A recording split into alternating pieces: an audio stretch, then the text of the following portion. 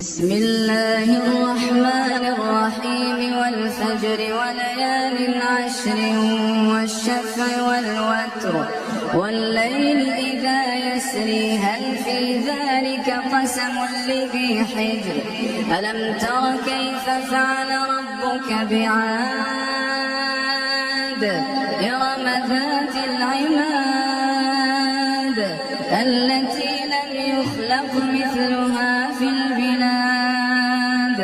وثمود الذين جابوا الصخر بالوادي وفرعون ذي الأوتاد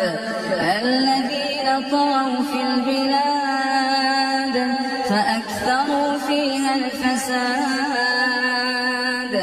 فصب عليهم ربك سوط عذاب